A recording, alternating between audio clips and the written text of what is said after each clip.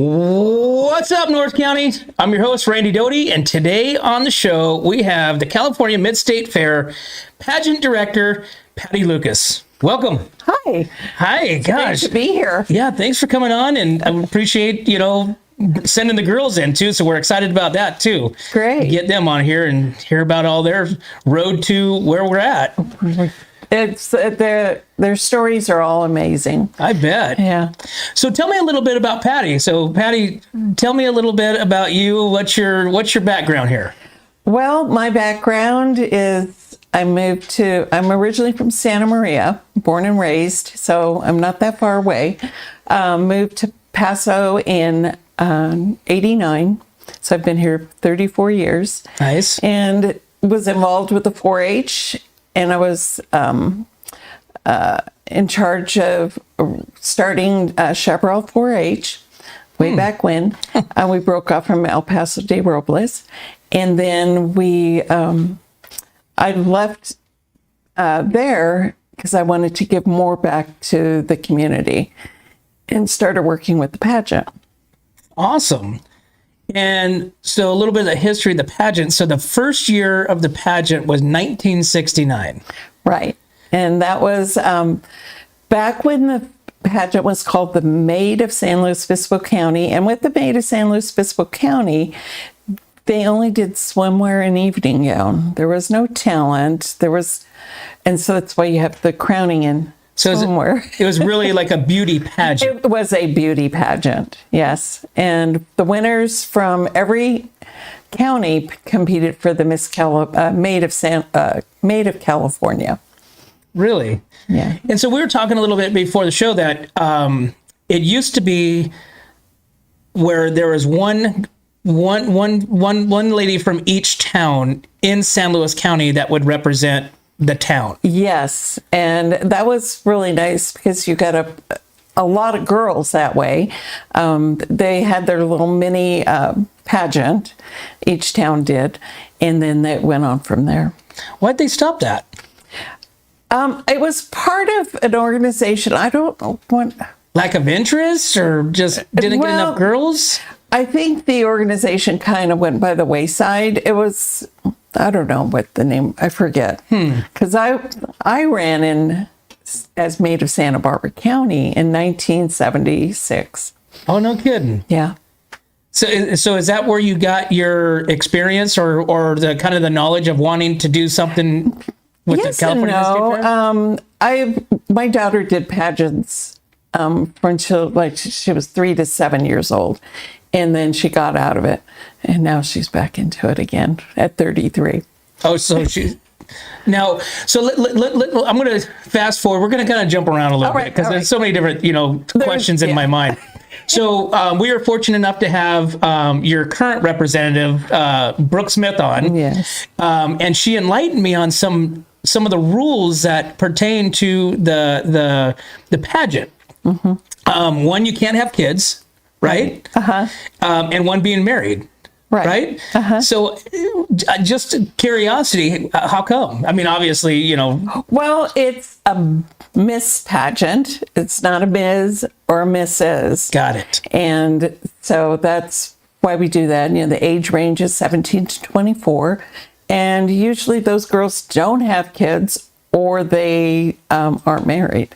But if it was a Mrs. pageant, then it would be a different story. I found that pretty interesting when she told me that. I was like, no kidding, because I mean, nowadays you don't really, life happens so fast sometimes. I know we went to a pageant, which is part of the Miss United States circuit, and they have the Teen United States, Miss United States, Ms.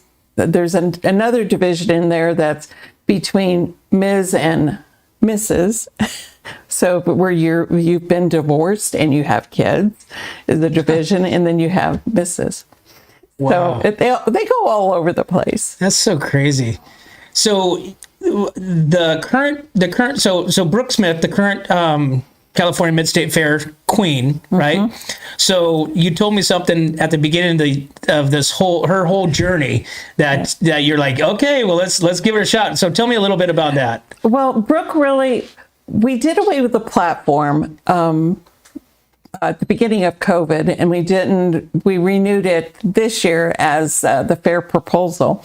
And so she really wanted to give back to the community. And so we ended up we were on Brooke's journey and be involved with the community. And so they were everywhere. They did over 30 events this year. And so traditionally, what has it been a year? They usually are just a couple of different events. Most of their events involve the fair and like the marketplace that goes on, the Pioneer Day Parade, a Tascaderos Parade, Colony Day, and the Christmas parades. A lot of it's more parades, but then you have, you're pretty much just representing the fair. So she really shot for the stars. She did. I mean, she was at the toy bank. She was ringing bells in front of Target. Wow. And I mean, she was everywhere. So she was a great advocate for the California Mid-State Fair pageant. She definitely was. Wow. That's still amazing. Is. Who knows what she's got up her sleeve. All right. Yeah, still got a week. One more week. So let's jump back. So we're 1969. So I'm sure that you've had a lot of experiences and, ups and downs with the pageant. So tell me a little bit about, your highs and the lows of this whole, gosh, what is that, 2030s? We had our 50th anniversary in 2019. Okay. It was our 50th. So we're at 54 years. Right. Wow. Yeah. So tell me a little bit about your highs and your lows of this whole 54-year journey. Oh, my goodness. There's a lot of highs, lows, yes. I mean, there's always the Debbie Downers. And the biggest thing is a lot of girls don't think they have a talent. And even though we were looking at 2011 video with a couple of girls, and one, she did a slide presentation on rodeo. And she, her speech was just amazing. And actually, she was a princess that year. Oh, no kidding. But I mean, so your low being like one year you had 3 contestants. 3 contestants. So basically, you're like, okay, who's first, second, and third? Right? Let's arm wrestle. Let's arm wrestle there. Yeah. And what's the most amount of contestants you've had, you think? I have had 16. And those are always kind of challenging because you're trying to work with the girls over the 3 months, and they gain this friendship amongst them, so it's hard to break them up from talking all the time. Right? You have to worry about them. Hey, get off your phone while we're talking. Well, we didn't have a lot of phones earlier. Yeah. So, yeah. So walk me through the process. So now we're coming up to July 19th, right? Right. You're going to be crowning a new queen, Yes. right? And so walk me through the last year of these contestants. How many contestants do you have this year? I had 8. We started with 14 applicants, and they weeded themselves out because it's a huge commitment. Doing all the meetings, and then what you really are representing at the crowning. So talk to me and tell me how does that, what's the last year, like these 8 girls that are left over? Yeah. What did this last year look like for them? What was their commitments? What did they have to do to get to where they're at right now? So the application process ended in April, and everybody that submits an application with a letter of recommendation, we accept them. And then our first meeting is in May. So we meet every Wednesday night, and now we've been meeting Wednesdays and Saturdays, along with they've done some community work with Friends of the Fair, help painting fixtures and everything, get the fair ready, just behind the scenes. And we did the 4th of July parade, which just phenomenal. Of course, Brooke did a phenomenal job decorating the float. And so that's pretty much, they've got a lot of commitment during the 3 months, but the commitment is pretty much making time for the meetings on Wednesday. We cover interview skills, walking in heels. I have a coach for that. I'm going to stop you right there. So and Brooke brought that one up too, which I was like, wait, you got taught how to walk in heels? I mean, Well, a lot of girls don't know how to walk in heels. A lot of times they're clumping around like a cow. There's no other way. You don't need that on stage, right? No. So we bring in Bob Woodard, and he's owner of Artistry in Motion. He was a coach with Miss America years ago. Wow. And I mean, this local talent is just unbelievable what we have here. And so he would come and meet with the girls, and they would get their heels on, and it's like, nope, that's not going to do. And now we got, posing and things like that. Do you take video of that just to have bloopers? Sometimes, and sometimes I forget to do it. Because I would just think that's like getting on a swing and learn, going back and forth for women. But I guess girls don't wear a lot of high heels. Not anymore. No. I mean, back in the day, they could play volleyball in high heels. Yeah. Right. So like you said, there's a lot of commitment and there's a lot of training. Because obviously, come July 19th, you want to have a very, very organized pageant. That these girls, I mean, they're top shelf. They have been trained. They're ready to display this and compete. Yes, the one thing I wanted to do. Oh, sorry, touch the mic. One thing I really wanted to do was giving back to the girls and having these skills. You'll be using them the rest of your life, and almost all my past queens have came back and helped with the pageant in one way or the other. And they said this was the best experience that they've ever had. And you can't really have a shy contestant or even you have to be very overly powerful. I mean, you have to be a very in-your-face person, right? Well, sometimes, we do have shy contestants in the beginning, and they just blossom. This year, I've seen a couple of the girls do a 180. They were just really shy, didn't really want to talk, and now their voice projects, and they just have more confidence.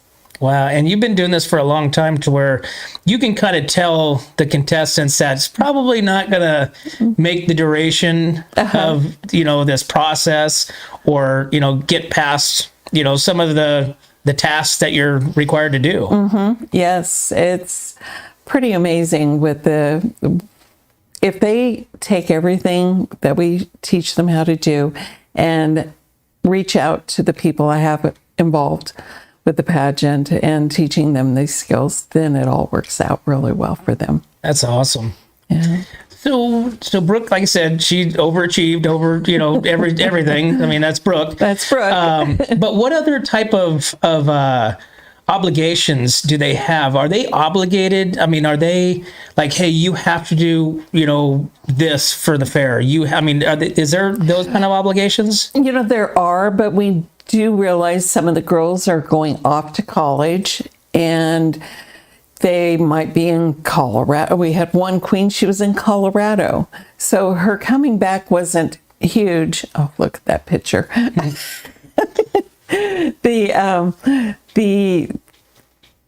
But she was back here for the main points, Pioneer Day. That's huge. You've got to have all three of them there for that. The board of directors dinner. And back, that was in 2004 when she was, Mackenzie Brown was queen in 2004. She was in Colorado, but she made the effort to come back, and we just but their biggest thing was back then was we had a platform, a community outreach platform, and they either worked on it all year in the community or they did a presentation one day at the fair. Oh, wow. So over the years, so at what point did we went from a beauty pageant, when did the talent part come in? Well, okay, so it started off as the Maid of San Luis Obispo County, and that went till about 1980, I'm going to say. And then it switched over to Miss San Luis Obispo County. And then from that point, it switched again and was part of the Miss USA circuit. So Miss San Luis Obispo County competed at Miss California USA to go on to the Miss USA pageant. And that was for a couple years. Really? And then it changed when the fair changed to their name to the California Mid-State Fair in, I think, I want to say 1990, 89, around there somewhere. Then the pageant changed again, and it just became more homegrown about San Luis Obispo County. Interesting. And what are some of the talents that you've seen over the course of since that transition that you're like interesting talents? Because I'm sure you get a lot of singing, you get a lot of we get singing, dancing, piano, and I'm sure some of the. I think I sent you some of the pictures of our with the piano. There was a local gentleman. He was taught piano, and we would call him up, and he would bring his baby grand down to the stage, and the girls would perform on it. No kidding. Yeah, but we've had archery was amazing, and Chad Stevens, our MC, we were talking the other night. He said, I really wish I knew that Haley was going to shoot that arrow and that balloon was going to go up, because I almost got scorched. Right? Yeah. That was pretty amazing. I was there at that one, and I was pretty impressed with that whole, process of that. That was really cool. And, we have a lot of singers over the years. We've had a girl up there boxing to Rocky. No kidding. Yeah. Oh, and man. then we've had our flag girl, baton girl, and she did fire baton. Which you had to get clearance for that. Yeah, I had to get clearance for that, because you're dealing with fire, and you deal with clearance with the state and not the city. Wow. Yeah. So have you seen the movie Miss Congeniality? Oh, a million times. That's probably like, you're like, yeah, I can recite it. But, is there a lot of truth to that movie, or is there like some abnormalities? The way the pageant really works. There's a lot of reality to that movie. We've had in the past, some of the girls feared other contestants because they were going to cut up their dresses back behind stage and things like that. No kidding. But it's pretty true to fact. Actually, we use our crowning song is from Miss Congeniality. Oh, really? Yeah. Oh, gosh. So this year, we fast forward to July 19th.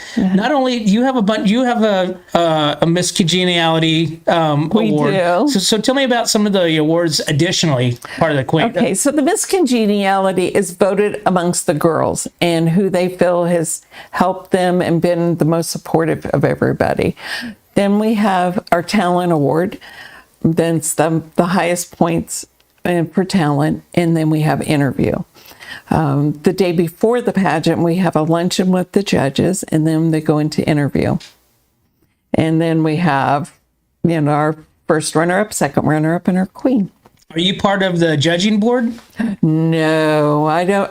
Because I've been with these girls for 3 months. I mean, I do select the judges, and I try to get a diverse judge range. Mm-hmm. And it's just not all just past winners. I mean, we did do that for our 50th. We had all past queens as judges. And so how cool was last year's win with not only you have 2023, but you also have 1990 or 91, Kara McCain? She was 1990, I believe, which was Brooke's aunt. Right. That's what she was telling me. I go, Brooke, you're just related to everybody in this county. Oh, yeah, totally.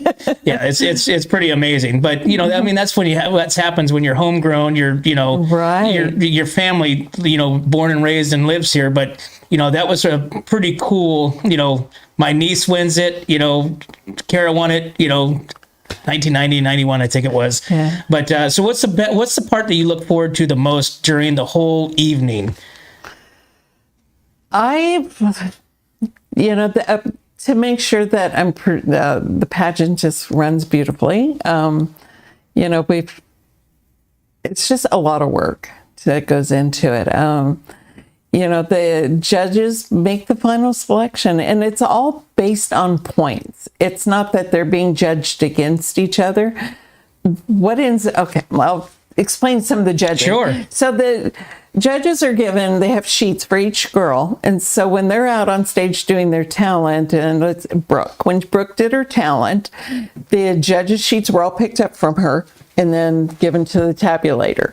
And then the next girl, and those were taken. So the judge isn't sitting there with a list of all the girls' names. And, oh, well, I think this one's better than this one. It's judged on their present at that point. And, they do have 50% of their overall score is participation. Of the last 4 months. 3 months. Right. And that includes, our workshops, deadline turn-ins. Last week we had their talent had to be finished, their music was turned in, and their wardrobe that they'll be for evening talent, luncheon, and interview outfits were all approved. And we're expecting decent weather, not too overly hot, not 91. too cold. So we're looking forward to that. Yes. So we're expecting another home run. I mean, last year was a scorcher, and it was, like 105, 110. And those are very uncomfortable because the way the stage is set, we get the sun, all afternoon sun. Right, because it's setting right over there, which is beaming you right in there. Mm-hmm. Awesome. So, Patti, tell us one more time the event time. Give us the lowdown of the pageant. Well, the pageant is opening day of the fair, and it's July 19th at 6 p.m. on the Frontier stage. It is free with admission, and come early because Tim McGraw's playing and free carnival rides. Awesome. Well, Patti, thank you so much for coming on. Really appreciate it. We appreciate your time. I mean, you probably are more stressed than anybody else that's on that stage. Just making sure it plays out, everything in your mind's got to be perfect. Yes. So you're watching all the crossing the T's and dotting the I's. Yes, I am. Awesome. Well, looking forward to it. July 19th, 6 p.m. at the Frontier stage. Yeah. Awesome. Come on out and see our pageant. Come out and support those girls, huh? Yes. Because there's a lot of good talent out there too. There is, and we never know when we start the whole venture what their talent's going to be. But they've worked really hard. Awesome. Okay. Well, Patti, thanks for coming on. We really appreciate it. All right. Thank you. Well, there you have it, guys. July 19th, California Mid-State Fair pageant queen will be crowned by the current reigning queen, Templeton Brooke Smith. Make sure you guys get out there to the Frontier stage. It's free. But as always, guys, we can't do this without you and our sponsors. We'd like to thank Escalar Wines, Wine Travelers Hideaway, Rancho Sestero Meat Cutting, Visit Atascadero, 805 Customs, El Red Rooster, Pacific 805, Spas, Airflow Filter Services, Story Termite Pest Control, Kennedy Club Fitness, Paso Robles Furniture, Hanson Enterprise, 5-Star Rain Gutters, Amy and Jamie's Place, Borhone Auto, and I think I got them all. Thanks again, guys. We'll see you next time.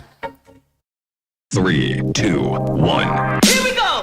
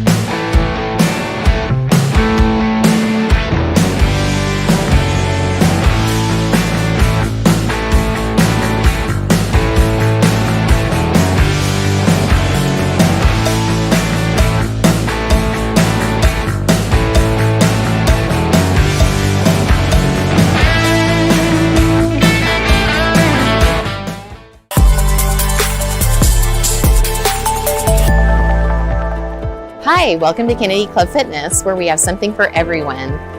We have weights, cardio, group exercise classes, racquetball, basketball, swimming, and pickleball coming soon. Here at Kennedy, we're committed to health, wellness, and community. Stop by any of our 4 locations: Paso Robles, Atascadero, San Luis Obispo, and Arroyo Grande, or check out our website at kennedyclubs.com.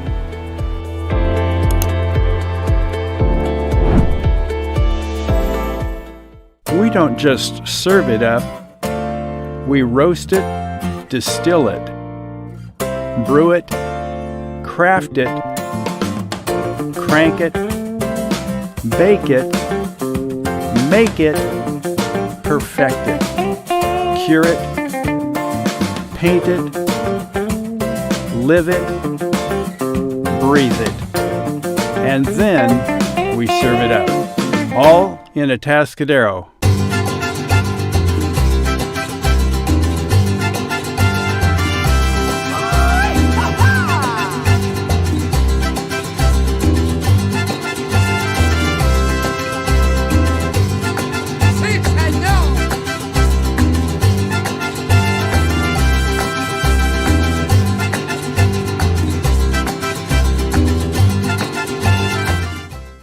Hi, this is Dave Story, small game hunter with Story Termite and Pest.